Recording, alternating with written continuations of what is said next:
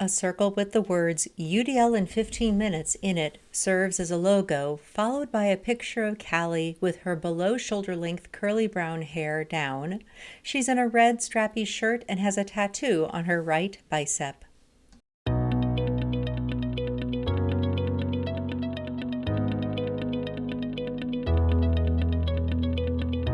Hello, and welcome to UDL in 15 Minutes, where educators discuss their experiences with UDL. I'm Louie Lord Nelson, UDL author and leader. Today, I'm talking with Callie Mulcahy, who is an arts and design teacher at North High School in Worcester, Massachusetts. Today, Callie is going to share how she has intentionally used the UDL framework to provide her learners with the space to plan out their art and design projects. Hi, Callie, how are you? Hi, Louie. I'm doing really well today. How are you? Oh, I'm good. It's finally sunny here, so I'm very happy. I know it's sunny here today too, which is which Uh, is great. yeah, it makes a difference. It really does. Finally spring. Yes. So, can you share a bit about North High School? A screenshot of the North High School homepage. The main part of the high school is the 3 stories with an additional wing that is 2 stories. It is a contemporary building of red brick and gray steel colored windows. Yeah, so North High School is one of 5 public high schools in Worcester, Mass. It has about 1,200 students. Usually I have about 250 students a year, throughout the year with all my classes. And I love working at North. It's a great community. All the staff are really positive. And I love the students I work with. So, tell us about your teaching background. So, this is my 3rd year of teaching, which is kind of crazy to think about just because it's gone by so fast.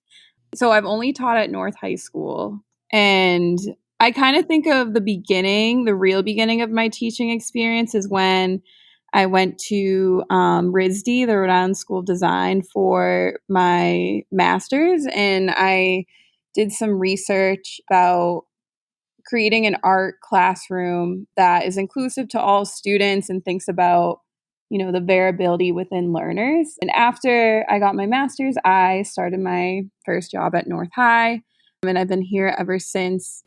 A PowerPoint slide with unit goal, create a three-dimensional work of art that uses unconventional materials or methods that demonstrates artistic intent and craftsmanship. Nice.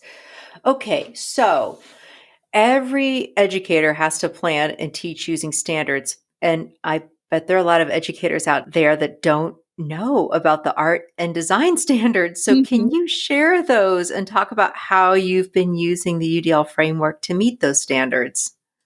Yeah, so I think a common misconception in that is that art is all about creating, right? So in art class, students are always creating art, and creating art is a really big part of it for sure.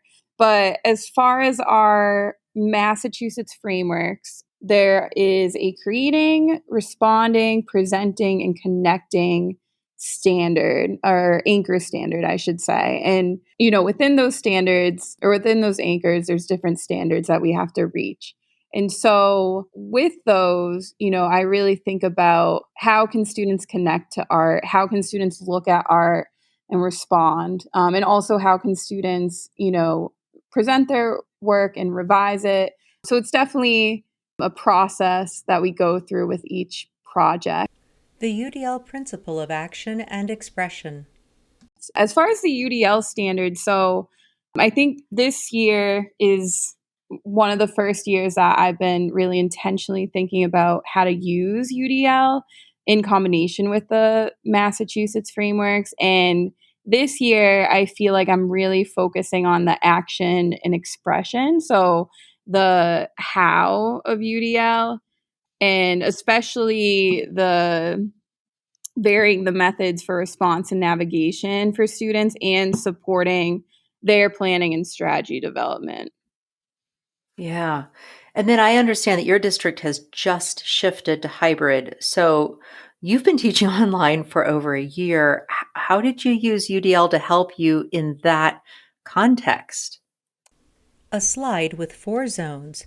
The top left defines the development planning options of sketch, list, and find resources images. The top right is a square where you write out your goal for the project. The bottom left square is where the student does the action, like a birdhouse sketch. And the bottom right square is where the student lists what they will need to complete for the project. Yeah. So since, being remote at the beginning of the year, a lot of people would ask, how do you teach art? How do you teach art online?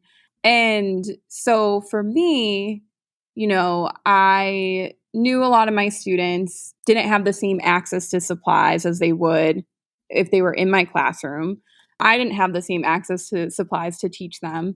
So I felt UDL really helped me because I could think about how to be how to allow my students to be flexible in the ways that they were showing their knowledge to me and meeting the standards. So one big thing that I shifted in my practice this year was really having students focus on planning out their artworks and also giving them more options on how to do that. So before, in my first couple years, and this is kind of how I was taught growing up, and kind of, I think, the more traditional way of planning is, if you're going to make an artwork, make a sketch, right?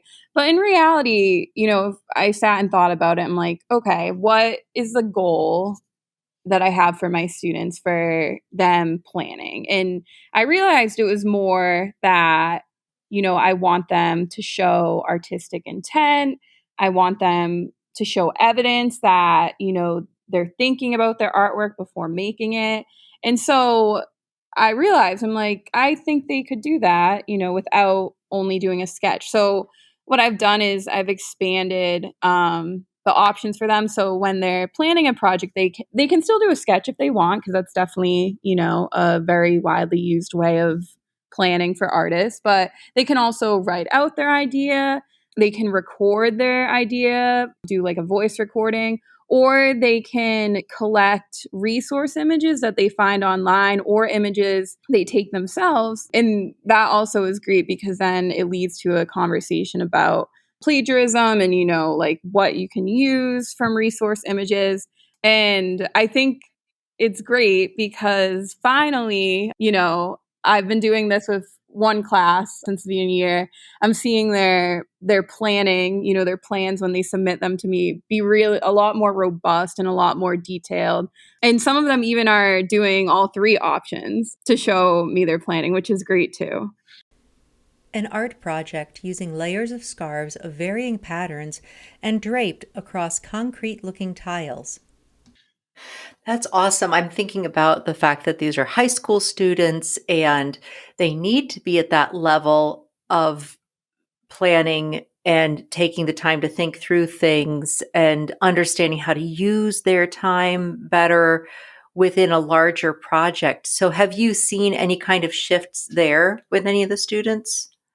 Yeah, I think for sure. So, I mean, when I first started teaching, I kind of relied on what I was taught, right? And what I was used to. And I think growing up, a lot of times we were given projects that were very like step by step, and everyone kind of made essentially the same project. Obviously, each had its own flair depending on the person, but they all looked the same in the end. So with UDL and this new, planning approach I have, I think I'm getting a lot more variety in what students are creating, as well as, having them plan it out. I think the craftsmanship of their work is stronger just because they're thinking more intentionally about what they're creating before. And I also, a big resource I use is a kind of flow chart. It's called the Artistic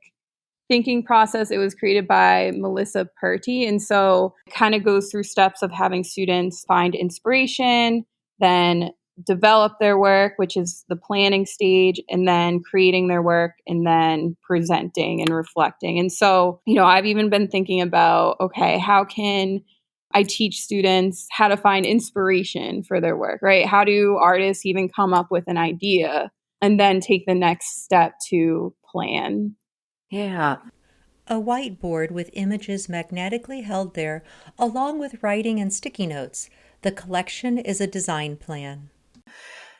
The other thing I'm wondering about is as hopefully we all transition back into four walls Mhm. and classrooms again. I know that the art rooms that I grew up in and that I have visited always look so inviting.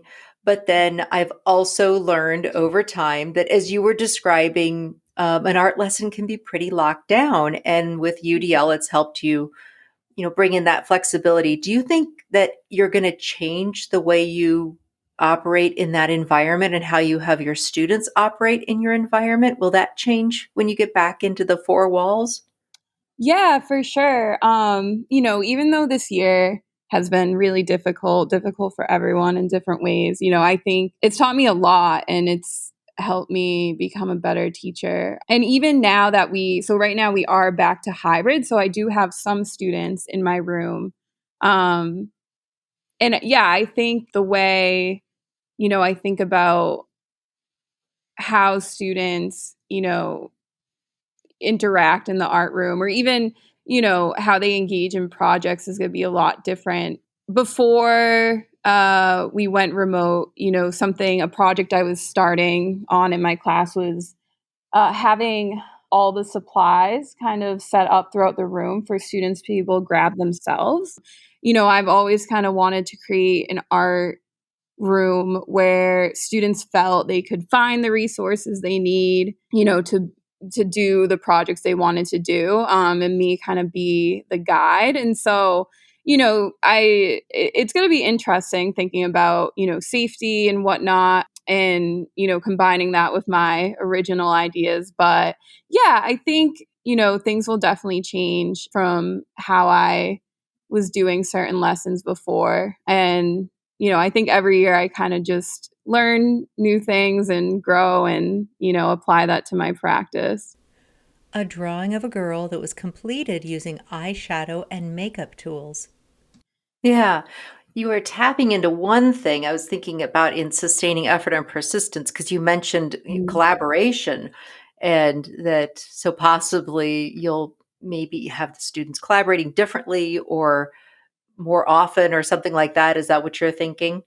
Yeah, one thing I've like shied away from in the past is have students do like group art projects. So, like two students like collaborate on one project, and that is something that's always in the back of my head that I want to give as another option for students, and also show them real life examples of artists that do collaborate. So that's definitely something that happens. So yeah, I think and I think that works really well for students, for some students. And so giving that option, I think would also be an awesome idea. Callie posing with her mask on in front of three of her artworks displayed in an art museum. Yeah, I absolutely agree. I really appreciate having this conversation with you. And I think that you have done an excellent job of stepping into teaching 3 years, and you've spent the last year of it in, Mhm, in yep. COVID situations. So, oh my gosh, thank you. And it's been great to hear your personal growth and your adding in of universal design for learning. And thank you for articulating the standards so that more people can understand what goes on in an art room, and there are drivers, right? Yes, exactly, yes. Well, thank you so much for being a part of the podcast today, Callie. You're welcome. Thank you for having me on. This has been a great Oh, experience. oh, you're very welcome. Video captures of the UDLapproach.com website, followed by the UDL in 15 minutes logo. So, for those listening to this podcast, you can find supplemental materials like an image montage with closed captioning, that montage with audio descriptions, a transcript, and an associated blog at my website, theudlapproach.com/podcasts. And finally, If you have a story to share about UDL implementation for UDL in 15 minutes, you can contact me through the udlapproach.com. And thanks to everyone for your work in revolutionizing education through UDL and making it our goal to develop expert learners.